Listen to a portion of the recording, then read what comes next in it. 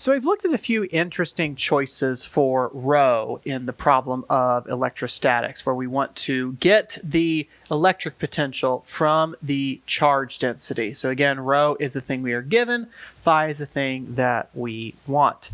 What I want to look at today is the particular case of when we have a point charge. Right? This is the simplest case that you can have because this is you've either got a proton or an electron. You've got it condensed down into a single point, and we want to be able to model this thing based on whatever rho should be, right? Because maybe we want to include several point charges. We could add the charge density for each one together. Well, when you start to think about what this function rho should be, it's actually kind of a head scratcher because if I look at everywhere except where the charge is, right? Let's say that the proton is at 0.000, and we're going to bring z in for this video just so that the math works out. If I think about every point in space except for that, the charge density is 0. So it's 0 anywhere that's not at x equals 0, y equals 0, and z equals 0, or whatever point the charge is, right? I can move it to 1, 1, 1. This would just be 1, 1, 1 instead, right? So it's got to be conditional, right? It's got to be that rho is equal to 0 if you're not there, right? Because a proton here doesn't create charge over here. But then think about how much does the density have to be at that point? Well, a proton has a charge of positive E, right? The fundamental charge, divided by, well, how much space does that take up?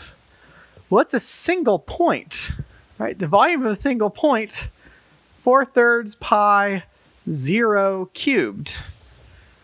Uh-oh. That's infinity, question mark? At a single point?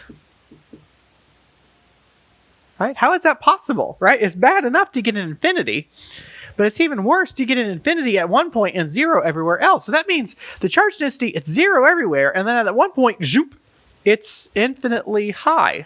Oh, that's not good. Oh, I know what we can do. Let's start with the answer. Because the answer is that phi is equal to a constant times E over R, right?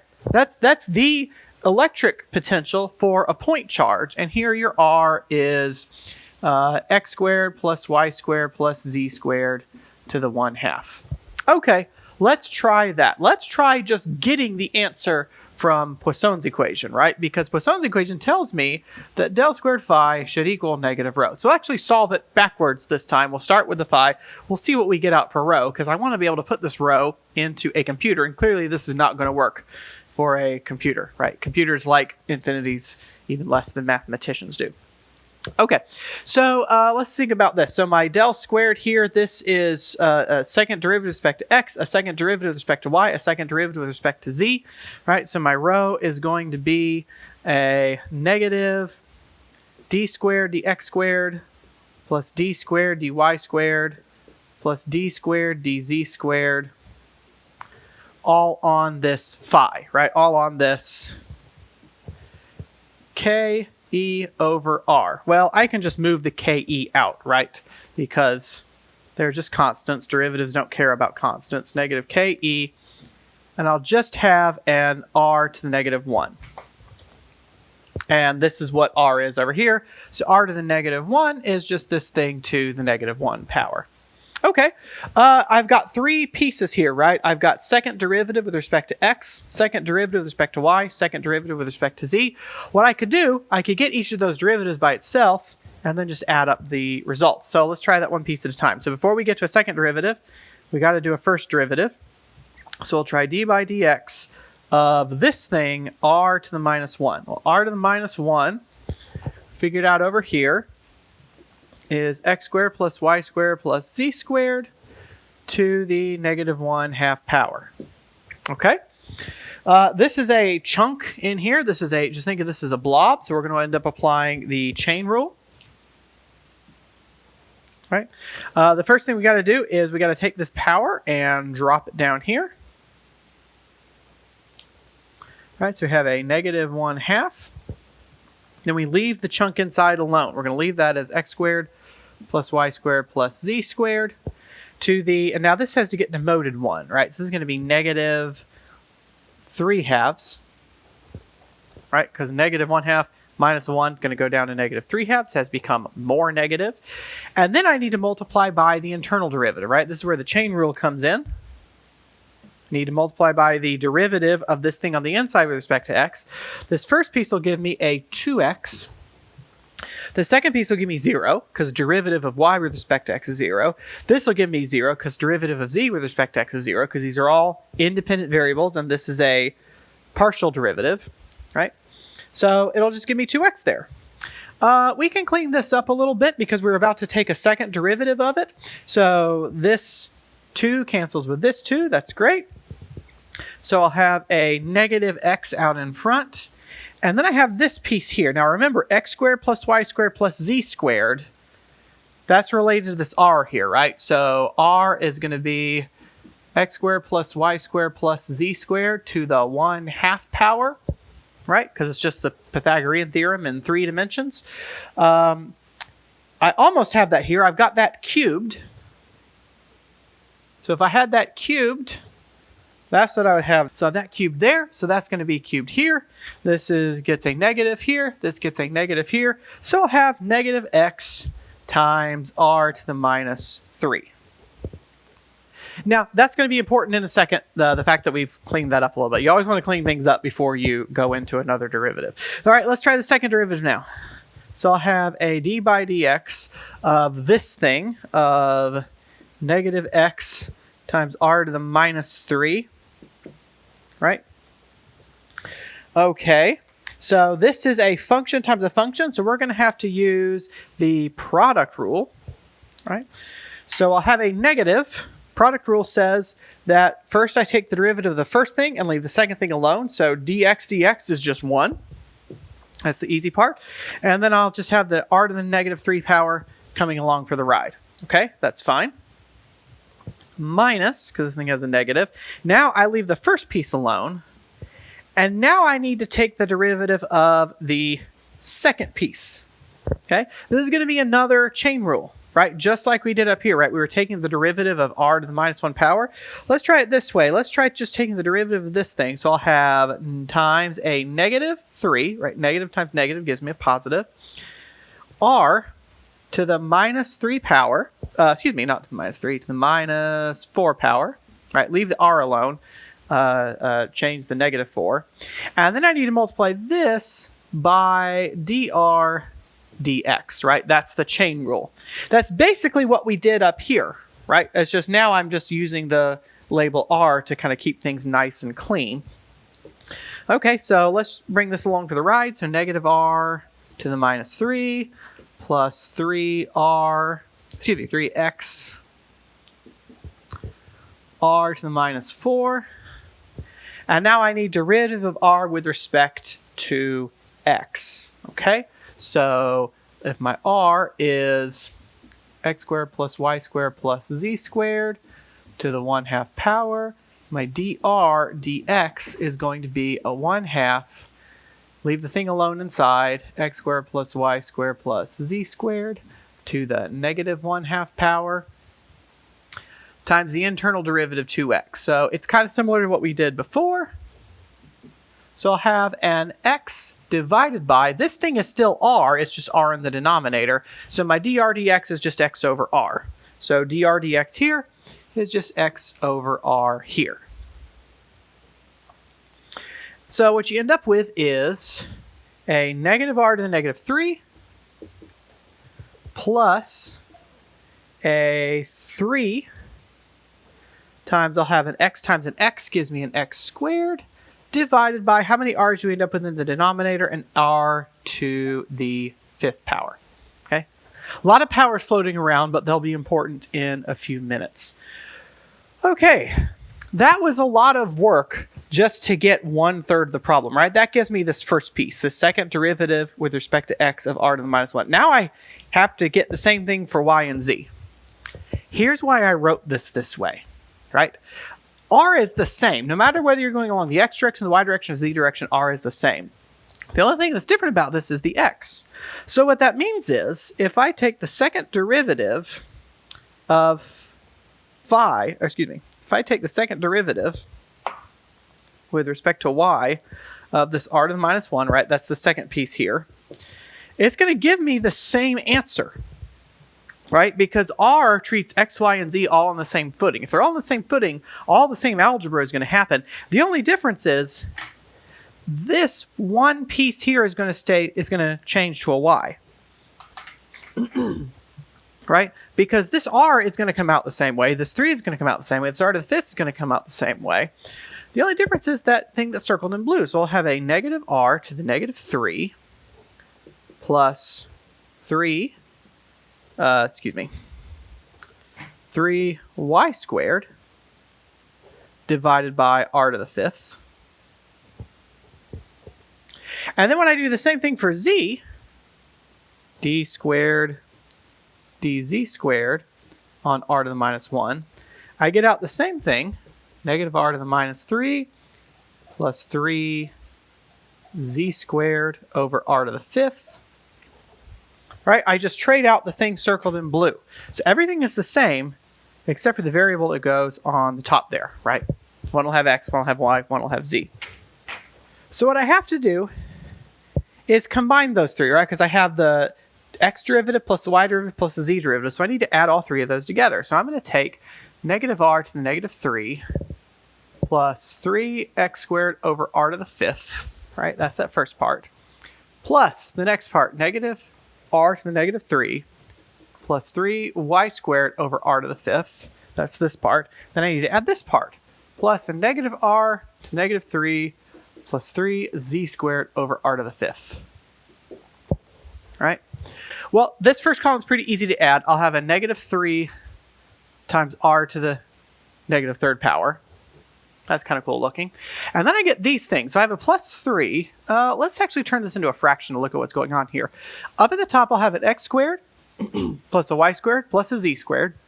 Right? I can combine those because they're all being multiplied and divided by the same thing. So I'm allowed to combine those. And they're all being divided by r to the 5th. Okay, and this is starting to look a little bit better, but I've got my r's mixes with my x's and y's and z's. So let's see if we can get everything in terms of r, just this straight up distance that shows up here. First term's okay. Negative 3r to the negative 3 power plus a 3. I got an x squared plus a y squared plus a z squared. That looks really familiar. If I come over here, right, we keep coming back to this definition of r. It must be important. I got an x squared plus y squared plus z squared. If I take that to the 1/2 power, that must be an r.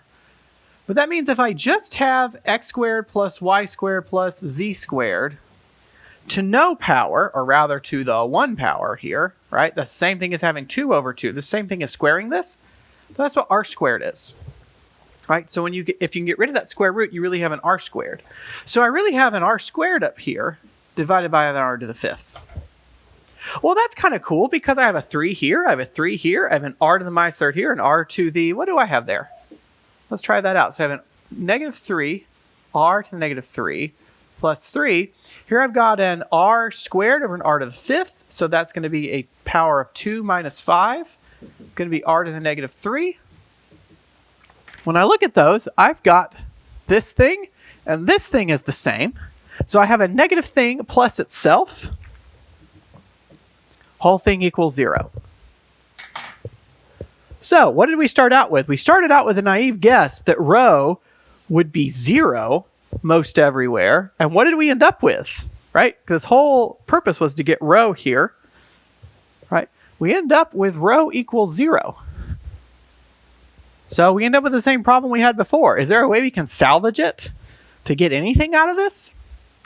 Well, when we look at the math we're doing here, about how we're dividing by this r, this is where we have to bring in the mathematician's advice that this assumes that r does not equal 0. In other words, it assumes that you're not at x equals 0, y equals 0, z equals 0.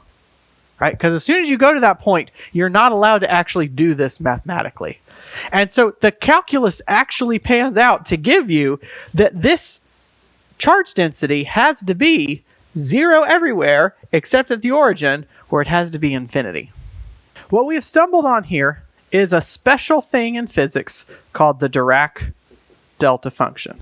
And I say it's a special thing in physics because the mathematicians unfortunately don't like it. I've got another video about the delta function that I'll make available at a link in the description below. But basically the delta function is set up so that it is 0 at everywhere except at the origin, and at the origin it is infinitely high. And that seems weird. It looks weird. It definitely is weird. It gets even better because you define the delta function in such a way that if you take the integral of this thing, as long as your bounds include the origin, the area underneath the delta function is 1, right? It has to have a finite area because this rho has to be able to integrate to a finite charge, right? Because the total amount of charge equal to rho over all of space has to come out to be E, right? So whatever you do with this thing, it has to come out to be something finite. The delta function meets that criteria. So the delta function meets the criteria of being 0 everywhere except at the origin where it's infinity, and it has a criteria of giving you a finite amount of charge inside the point charge. So how do we model this? How do we work with this in a computer? Well, there are ways you can approximate the delta function. So for example, one way you can approximate it is by saying that you have a Gaussian e to the negative x squared over some number. I should make that delta, make that an epsilon, excuse me. And you take the limit as epsilon goes to 0 because that's going to make your Gaussian very, very thin and very, very tall. And it's going to approach a delta function. Another way you can approximate it is you can just start out with a rectangle that has an area equal to 1, right? So it has a width and a height. And you just take the limit as the width goes to 0. Because if this becomes infinitesimally small, the h has become infinitesimally high. And so what we'll do to approximate this point charge is we're going to use an approximation like this for our delta function. So in order to accommodate this weird thing called the Dirac delta function, we're going to have to make just a couple changes to the beginning of our electric potential code.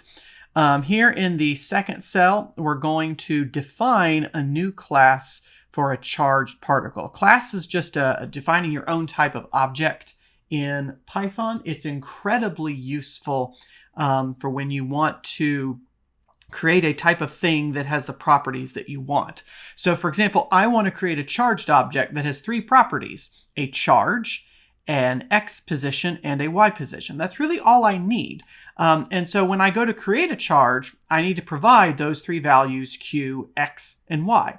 So once we define the class here, you can kind of think of class as being like a function that you're defining, but the output is the type of object that you are now creating. What we'll do is we'll start with a list of charges. We'll make it blank to begin with, and then we'll define a charge of charge 1 at coordinates 1, 0. And then we'll just add that to the list here using the append command. And then we'll do the same thing here to create a negative charge at -1 and 0.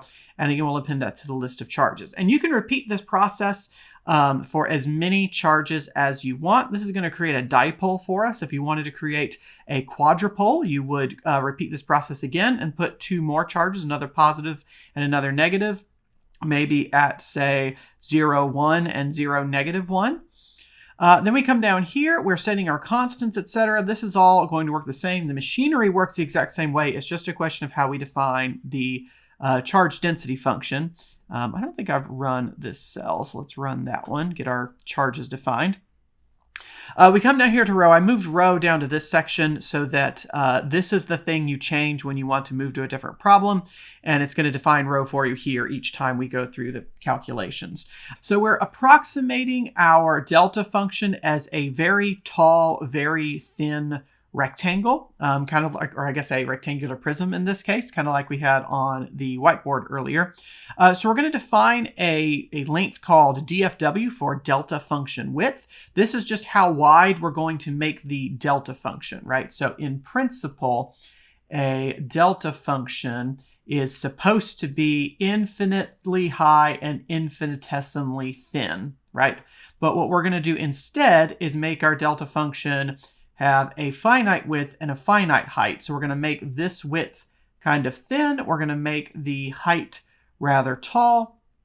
And basically, the narrower you make this, the taller you have to make the spike itself. And so what we're going to do, we're going to take a look at whether our current point is within the range of one of the charges. So remember, each charge Q has an X position and a Y position here. And so we're checking for whether X is close enough to that X position. So X and Y are the point we're at right now, checking for whether we are at a charge. Q dot X and Q dot Y is the coordinates of the charge. So we're looking for whether we're inside the window for DFW.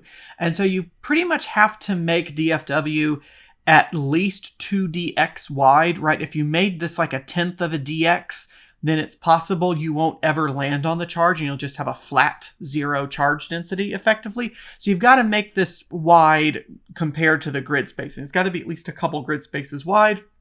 I made this one 3 grid spaces wide. And then it's going to check for y here as well. So this is just checking for, am I within that square? So you kind of think of it as you've got your charge point here, and the charge itself is a single point in the real world, but we're approximating that as a box that is DFW wide on each side. Actually, that's going to be 2 DFWs wide on each side because of the way this absolute value works here, right? I can go a DFW in the negative direction, and I can do a DFW in the positive direction. So we're actually 60 X's wide here. I mean, you could put that over 2 or put this number over 2 if you really wanted to control it that much. But you know, it's going to have the same effect regardless. And basically, if we are in that square, then we have to put in the charge density. Now, this is a charge density. I can't just put in the charge value. I have to put in the charge per the spatial measurement, right? So in this case, I'm dealing with a 2D problem. So this is going to be the charge per area. If you wanted to extend this to 3 dimensions, so let's suppose you put this thing inside of a box. So you had a V top, V bottom, V left, V right, V front, and V back. That's going to be a little bit harder to graph. I think you can still do that in Matplotlib, but you know, viewing it in 2 dimensions is sufficient for educational purposes. Basically, you're going to divide that by DFW squared for 2 dimensions or DFW cubed for 3 dimensions, so that this is charge divided by area or charge divided by volume. Because if you make this this box smaller, if you go from 3dx to 2dx, then this number has to get smaller so that the charge density can get bigger, so that you've got the same amount of charge in a smaller area. And basically, we repeat that for all of the Q's in our list of charges. We just keep adding those on. It's unlikely you're going to add more than 1, but just in case you have 2 charges that are really close to each other, that their little charge boxes overlap a little bit, this will take care of that. And then the rest of the machinery stays the same, right? Once we've got this machinery set up, we don't have to change it.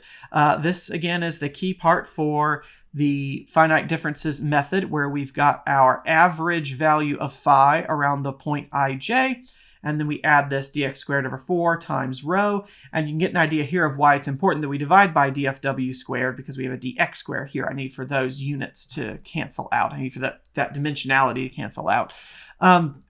Yeah, and then the rest just repeat. So let's run this and see what we get for our dipole. All right, we come down here, and I've got one charge. I've got a positive charge at 1, 0. I've got a negative charge at -1, 0. And lo and behold, that's what I have here. I've got a peak in the electric potential here. I've got a trough in the electric potential here. They both die off when we get any appreciable distance away, just like you expect from the 1 over r. We also expect to get, a 0 in between the 2 of them. Let's see what happens if we go to a different angle. Let's suppose we want to view this thing on edge here. Oops, let's go to the other edge so we can actually see the profile. Nope, that's not what I wanted. I want 0. I want this one to be 0. There we go. All right, there we go. So if you were just viewing this, for example, as a function of x, this is what you would see. You would see this peak here, and you would see this trough here. Now, in the real world, if this were a point charge, this peak and this trough would be going off to positive infinity and negative infinity, right? The fact that they get rounded out here, that's not what happens in the actual physical universe, because this is our approximation of the delta function, right? So if I make dfw narrower, let's try it with a 2dx. Hopefully I can still capture the charges here. All right. And let's go to our new view here. They're a little bit sharper. I think it's a little bit higher than it was before. But you could also, for example, make dx itself smaller. Let's make our mesh a little bit smaller. So let's change this from 100 to, let's say, 150 data points, or grid spaces, excuse me. Notice our mesh gets filled in a little more because each one of these crossings is one of the grid points. Control Enter here. Yeah, here they're getting a little bit sharper. That's just making it more accurate. It's making the approximation a little bit better. And like I said, you can play around with this and add as many point charges as you want. Let's suppose we wanted to make a quadrupole. So let's take these, copy and paste them. Let's put a positive charge. Let's see, in order to do a quadrupole, I believe the positive charges have to be opposite each other and the negative charges have to be opposite each other. So we'll make this one 0, 1 and 0, -1. So I've changed the list of charges, so I have to run this top cell here again. That does not take long at all. Let's try our machinery now. All right, sure enough, we get 2 peaks on opposite corners, 2 troughs on opposite corners. Let's try our side view here. Yeah, so the 2 troughs are lying, one in front of the other here. So let's move this maybe to an angle of, let's say, 45 degrees. Oh, now they are, okay, yeah, now the peaks and troughs look like they're on top of each other. Let's get elevated just a little bit. There we go. It's kind of hard to see because we have too many grid crossings on the screen there, so I might go back and decrease the number of data points there. But like I said, you can turn this into any kind of set of charges you want. Let's suppose we turn these off for right now. I'll do Control/ to comment out all those lines. Let's suppose I want to make this, let's suppose I wanted to make a circle of charged points. So let's give our circle a radius of 2. Let's suppose I want to divide it up into 100 points, and let's give it a total charge of 1. So in order for me to get my charges, I'm going to need to loop around the circle for each point. So each point around the circle has a different value of theta. We'll make that a lens space going from 0 to 2 pi with n points. And what we'll do is we'll say for theta in thetas, right? So we're going to go to each point around the circle, and we're going to go charges.append. We want to create a charge of q divided by n. So if there's a total charge of q and n points, that's a charge per point of q over n. And we'll put it at r times cosine theta, comma r times sine of theta. And just for safety's sake, let's have this thing tell me when it's finished here. So let's see. So we'll run, just for safety's sake, let's run our libraries.